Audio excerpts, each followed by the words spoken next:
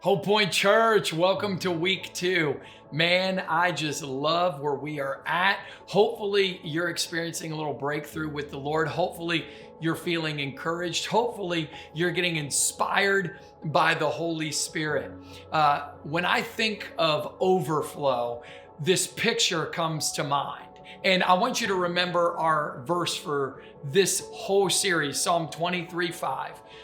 You prepare a table for me in the presence of my enemies. You anoint my head with oil, my cup overflows.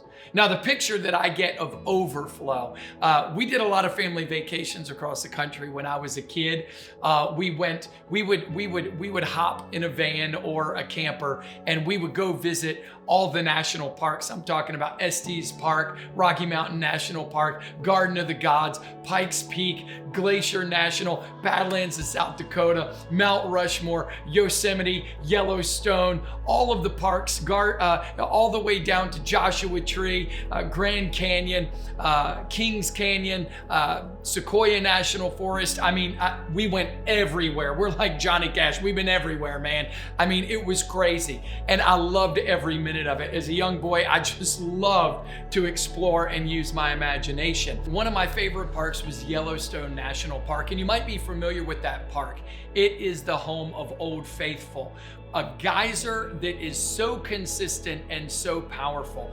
It literally erupts every 44 minutes to 2 hours. It has had over 1 million observed eruptions. Think of that, over 1 million observed eruptions since like 1910, something crazy.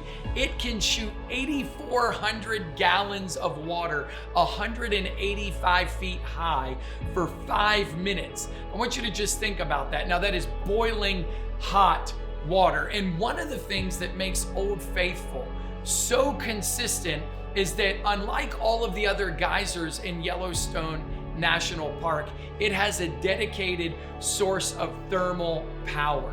Now, I want you to think about that for a minute. What makes it so consistent is it has a dedicated source of power. Are you paying attention?